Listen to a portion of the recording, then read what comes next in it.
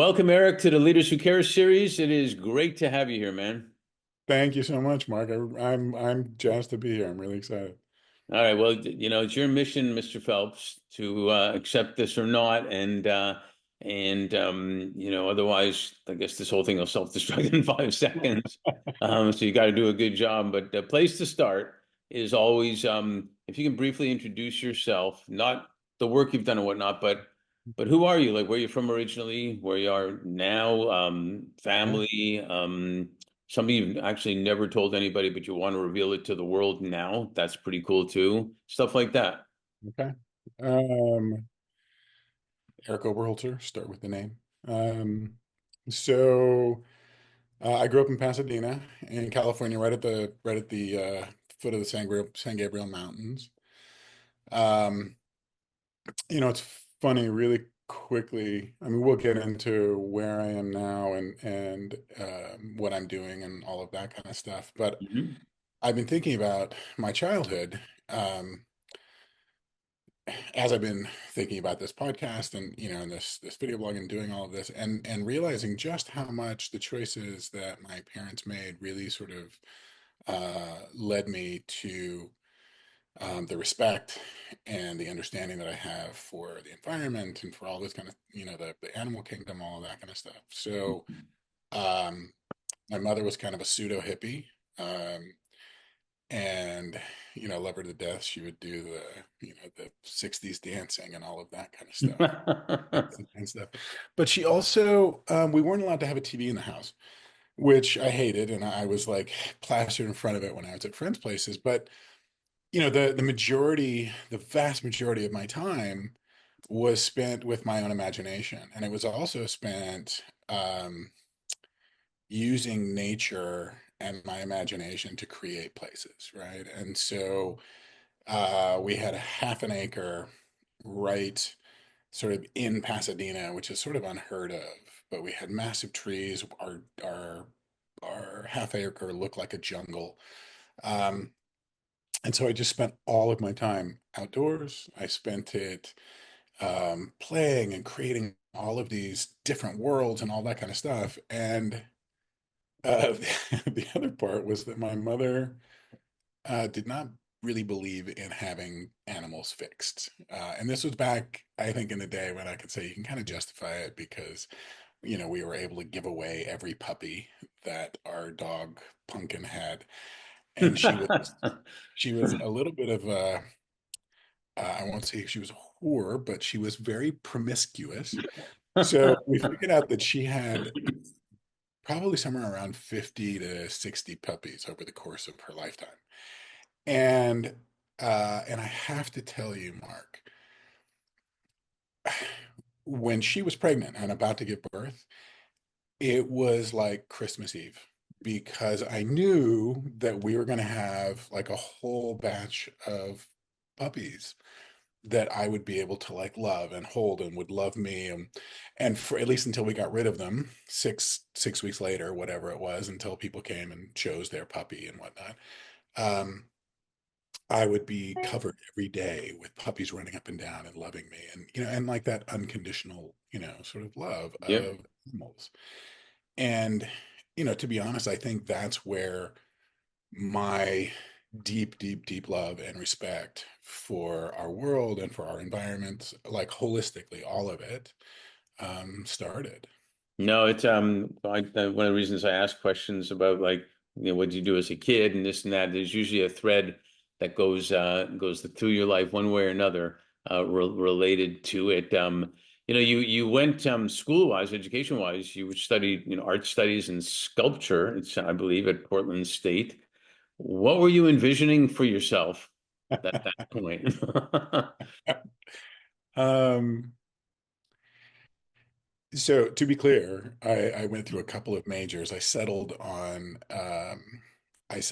sculpture. I had an amazing the head of the department at Portland State was a man named Michi Kosugi, an incredible artist and a really, really lovely human being.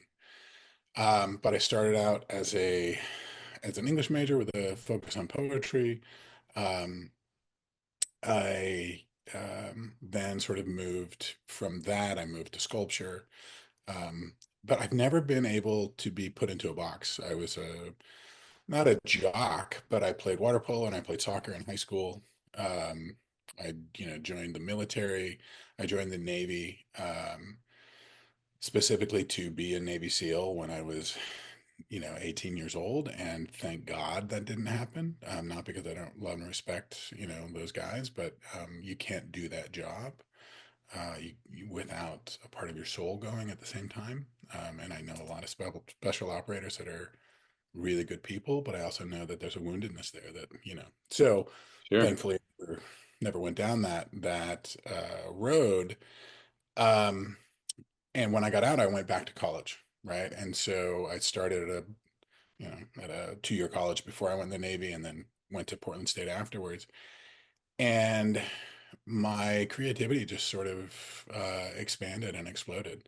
And I loved it. I saw myself giving, being an artist, a gallery artist, like someone who showed, someone who had, placements. I worked really large, usually like man-made, like steel, wood, stone, like, very abstract. And I loved it. I loved it. Interesting. Well, we're actually working with SEALs right now on with respect to human trafficking and things like that, and it's Mm, heavy duty, heavy duty to say the mm, least. But they're amazing. yeah. We founded our firm based on the premise that leaders and their organizations, whatever they may be, will always do better when doing good. It's partly where the Leaders Who Care trademark came from with respect to me because I saw that Leaders Who Care along my career um, always seem to do better in business in their life and everything because of it.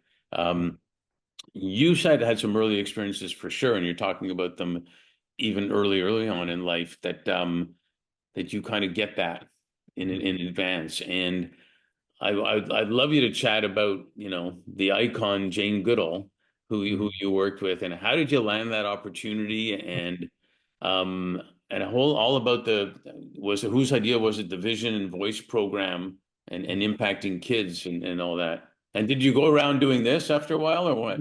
I can do a good monkey. I got do a good chimpanzee like Jane does. The "Woo, woo, woo, woo, woo, woo," right? She does that every time she gives a talk.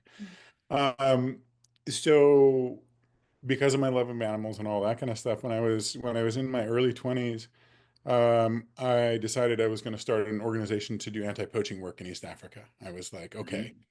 this is what I want to do. And I mean, obviously, I was in my early 20s. I didn't know exactly what that entailed. Mhm.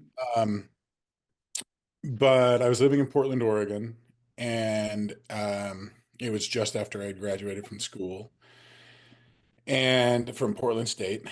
And I saw that Jane Goodall was coming to do a lecture tour. And I was like, great. I've always loved Jane Goodall. She's, like just an amazing human being. So I went to go and just see if I could get any information just from the lecture. I got there, and without telling Jane Goodall's people, Portland's a great city. Sorry, Portland. But the city of Portland had moved her from a venue, the PCPA, which is the big performing arts center, to a much smaller theater in Southeast called the Aladdin Theater, and without really explaining to her people what that meant.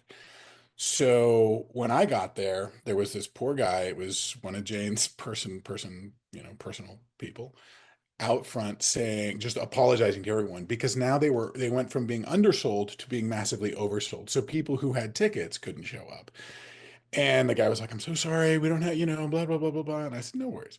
So I went around the corner. There was a card shop and I bought a card and I wrote in it, I said, Dear Dr. Goodall, this is in 1995, 6, 1995. Mhm.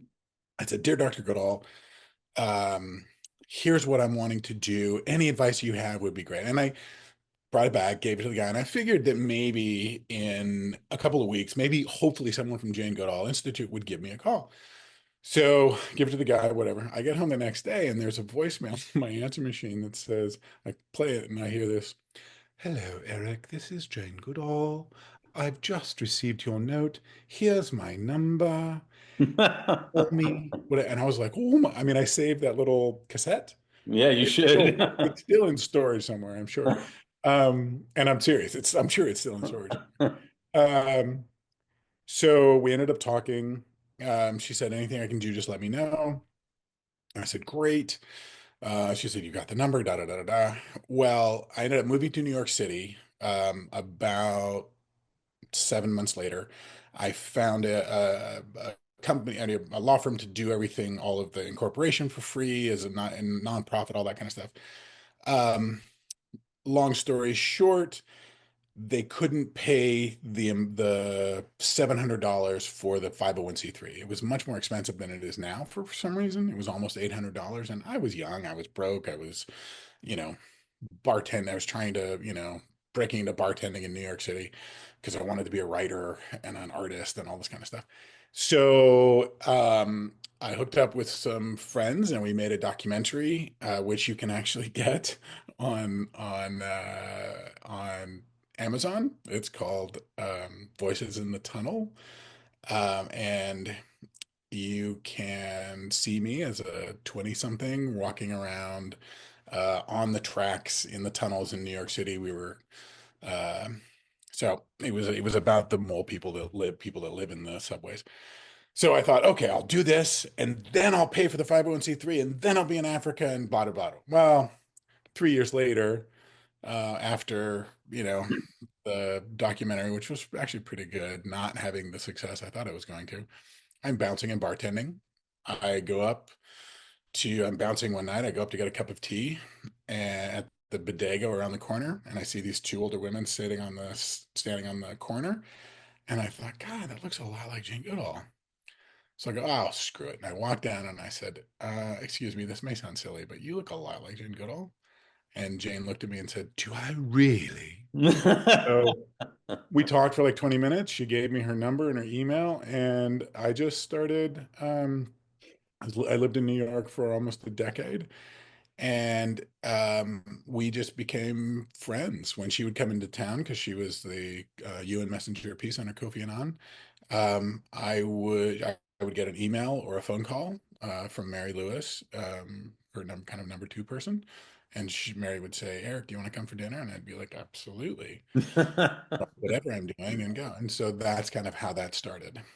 So, Yeah, that's a dream almost, absolutely, without you know. question.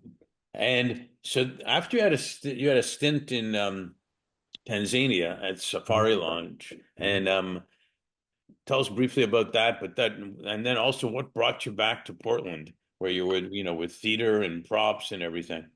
Yeah. So I was living in New York. My ex-fiance and I'd always wanted to live in Africa, obviously. So I emailed Mary, said, are there some organizations we can work with? Because there's 30,000. I don't know what's good. And she said, well, why don't you put a proposal together for us? So for Roots and Shoots. And so I was working in film at that point, and I was like, screw it. I'll get some digital cameras. I'll go over, I'll give cameras to kids and just have them take pictures of their lives, and then we can record it, and we can have it. We envisioned, my ex and I envisioned us having a whole gallery show with these kids' photographs, and then like pointed speakers where you could hear them talking about the photo that they had taken, all this kind of stuff. So that was approved. We went over to Tanzania. We did this for 6 months. We went all over the country. It was really amazing. And I have to say about vision and voice, one of the things really quickly that I learned was, when you meet somebody and they're like, "Oh, I'm not creative at all. I don't have a creative bone in my body." Complete bullshit. Like it's completely Sure. everyone was born 100% creative. It gets beaten out of us, right? I mean, people tell us we're not creative. And, but doing this program with well over 100 children, every one of them had picked like perfect photographs. So we did that, and during the course of that program, we ended up spending a weekend at a safari lodge, the Sedani Safari Lodge, and we were telling the owner of the lodge about what we were doing with Jane, And he said, I want you to come back up for a week. We'll take care of everything. Like you'll stay here, but you'll do this program with the kids at the Sedani school because there's a village right near, on the outskirts of the national park. So we did, and at the end of that week, the owner said, "Okay, our manager is going back to South Africa. I want you guys to come and manage it." So when our time with JGI ended, we went back 3 weeks in the States, packed up our stuff, and moved back to Tanzania. So, Wow. And then what brought you back then to Portland? um, so we kind of our time in Tanzania just kind of we were both ready to come home.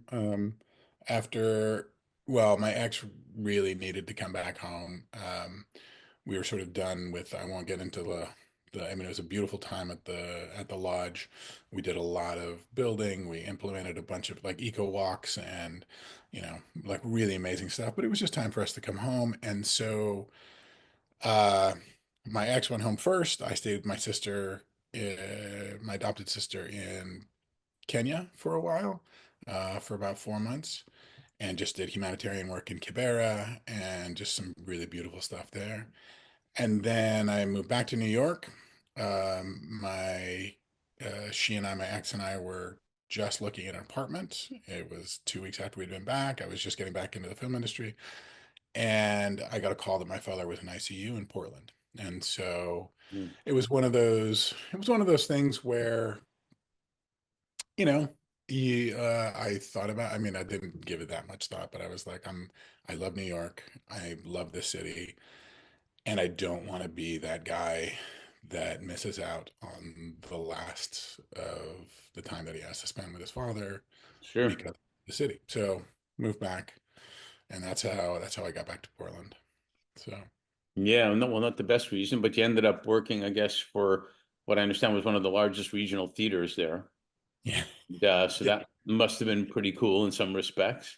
Oh, it was great. Yeah. I loved it. I had been working in props in film primarily and some commercial work in New York before we went to Africa. And so for a couple of years. So uh, when we moved to Portland and, kind of at first it was like, all right, we're just going to go see what's going on with my dad. We were there for about a week, made the decision to stay. And I was like, all right, now I got to find a job. And one of my oldest friends was working at Portland Center Stage, um, and which huge, beautiful theater in the Armory in uh, kind of like the old town of Portland. And she called me and she said, "Oh my God, like the prop master position just opened up again." And I said, "What do you mean?" And she said, "Well, they thought they had this woman, and so they shut down everything. They told everyone else no, and then just this morning, they were calling. They were like, oh, let's just call her references before we call her and tell her she's got the job." So they called the first reference they called the guy. They said, "Hi, we're calling about so and so. She used you as a reference." And the guy was quiet. He said, "She used me as a reference?" And they said, "Yeah, she used you as a reference." And the guy was quiet apparently for a minute more. And then he said, I know I'm not supposed to do this, but run, run away, run. And they were like, oh my God. So So did you they do a theater production on that? I did. Oh, no. Oh, you mean on that? That would have been Yeah. great. Um, So my friend said, get your CB together. I sent it over and used her as a reference. And really quickly, one of my favorite parts of the story is that they walked to Robin's office and they said, "So you know this guy?" And she said, "Yeah." And she didn't know any of my prop stuff. She knew nothing. And they said, "How is he as a prop master?" And the word that came to Robin's mind was magical. well, it's a good one. Got me the job. Um, so Got me you're the job. back in the States, you're doing theater and props, and then you got into the fantasy film industry Mhm. as well. Yep. Um, and your passion, and obviously, alongside that, or after your passion for nature and animals Mhm. continued to be strong because you had experiences, I'm sure with wild things in the Dalai Lama. Yeah, absolutely. Can you Um, share a couple of those? yeah, absolutely. So the intervening stuff was, basically like you were saying. I'm also pretty eclectic. I had two security companies in between as well, and then I started working as a prop in film, in fantasy films, and whatnot. And then I started doing documentary pilot concepts, right, where we would get money to shoot concepts, and one of them was a great, really great. It was I have the trailer for it. Amazing. Um, but it was called Human Nature, and our host was Nolan Gould, who plays the kind of stupid kid on Modern Family. Amazing human being, by the way, like really incredible.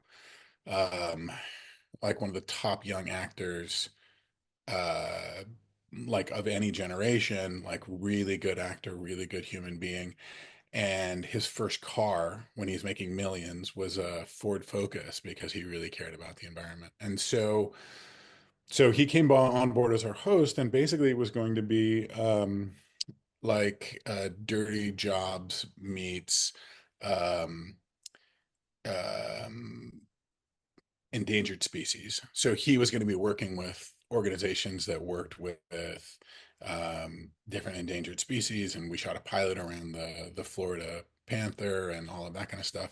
But we Yeah. also, as a part of what was going to be episode two, um, through some of my contacts, we reached out to the Dalai Lama, and we were going to sort of do it as, almost like an endangered culture sort of a thing, because the Tibetan culture is a culture in exile at this point. And so I had to go 8 months prior to the interview and meet with his secretary, who's also his nephew, named a wonderful guy named Tenzin Takla. So I met with Tenzin, we set it all up, and then 8 months later we came back and we spent 2 weeks. It was a beautiful 2 weeks. We went all over India, mostly north. So we landed in Delhi, but we went up to Rajasthan, filmed everywhere. It was amazing. And then went up to McLeodganj, up to Dharamshala for about 5 days, 4.5 days, where we did the interview with His Holiness. Well, And what a human being! Like what an amazing human being. man, so you went from Jane Goodall to Dalai Lama. Yeah, Not bad. One of those would be enough. yeah. That's amazing.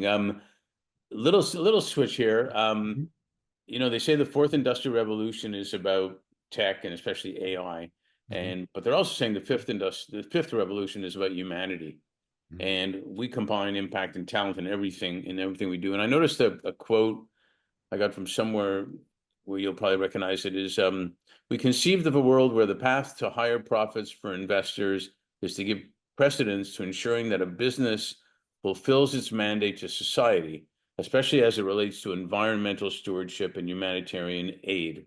mhm. 100% agree with that.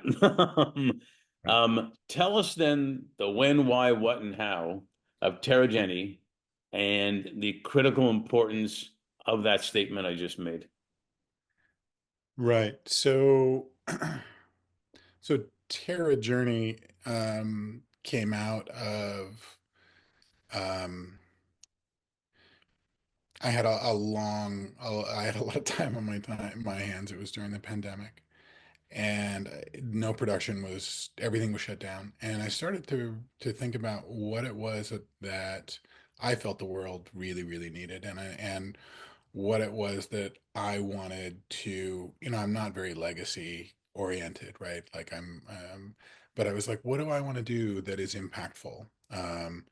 Because as much as I love documentaries, I don't feel like I feel like people watch them and they can, make a difference, but then they Mhm. move on to their lives. And so I started to think about what business had become and what business meant.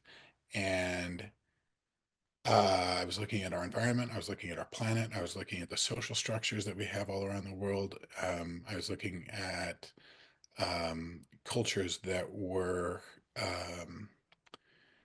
being, marginalized. whole aspects of society that were being marginalized. Our planet was being marginalized with pollution and waste, and our greenhouse gases, like everything about the positive aspect of our world, and what I think is the most beautiful aspect of our world, right, which is the environment, which is looking outside and seeing these beautiful trees, seeing the ocean, like walking down to the beach and not having plastic come up and all of this kind of stuff, but also seeing the difference in there's so much power in culture and society and people and what everyone Sure. has to give. And so I kind of I went to that place, to be honest, where most science fiction books and films do this thing where they're like, okay, society is where it is now, and then we have this apocalyptic thing, and it gets really dark, right? And then hundreds, if not thousands of years later, it's kind of like, I mean, and I'm not a huge Trekkie. I love Star Trek. It's great. Um, but it's kind of like the Federation, right? Where people have realized, like, oh my God, in order to survive, we have to prioritize where we live. We have to prioritize the idea that every culture has beauty in it. Every aspect of society should be uplifted and Sure. held, all of those kind of things, right? And so, to me, I just started saying, well, let's work on like all of it, right? Let's work on, we can start with a company that addresses our environment and waste, and switching that and prioritizing our environment, Hmm. as well as looking at society and the cultural aspects of what we are, um, the kind of destruction that we're doing to your average person, um, within each culture and society, and not recognizing that every single person has a gift, right? And so, that was basically me just saying, I want to help to shift the paradigm so that we can begin the shift, because it's gonna take a while. We Hmm. have our world ship with almost 9 billion people on it at this point, and it's growing exponentially. And to move that ship, it's not an overnight thing, but we've got to start moving. We've got to start shifting in that direction, right? We have to start shifting to a place that says where we live, the planet that we live on, is important. It's sustaining our life. We cannot destroy it. And in that same vein, we have to look at the fact that there are so many people on this planet, and it's not something where companies, corporations, uh, individuals can amass all of the money um, without any thought of what's going to happen environmentally, culturally, societally. And so I'm not saying like it's not about profit needs to go away. I'm not saying that. I understand that that's there and it Hmm. always will be. And we all want safety, like in our own financial needs, and that's great. Uh, but we have to do that in a way that respects the fact and supports our environment and supports the needs of humanity as well as the animal kingdom. So, I mean, that's And so what then is Terra Journey's mission? um, it's kind of twofold. I think that for me, the main mission is just that, is to be a leader in the shift of the paradigm, right? That prioritizes environmental stewardship and social responsibility within the pursuit of profits. We're starting our sort of mandate, our tagline is reimagining every day as sustainable, right? And so we are um, we are looking at what we can do to shift packaging, what we can do to shift products to be environmentally healthy. Right. And people often think that that's a pipe dream. It's not. Like, we're at a place where if we simply recognize as companies and corporations that we need to spend a little bit more until it becomes second nature, and then the prices will go down. we Hmm. can prioritize packaging. We can prioritize all of that into um, materials that are 100% biodegradable, 100% compostable, that Sure. turn into food for microorganisms, that creates a healthy soil that then, sort of works to help with our regenerative farming, bringing like healthy soil into agricultural worlds. Right now, we're stripping.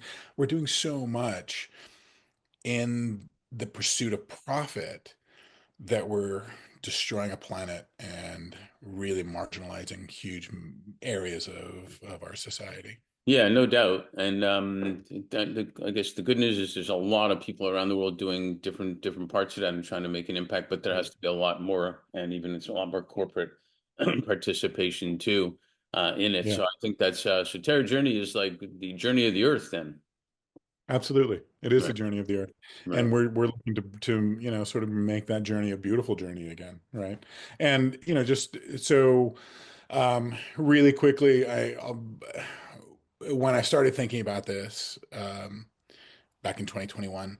And I was like, wow, what do I want to, very, very early stages. I was like, well, what can I do? And I said, well, why don't I create a 100% sustainable product in arguably one of the two most unsustainable industries, right? So it started out with this idea of creating a bottled water that's 100% sustainable.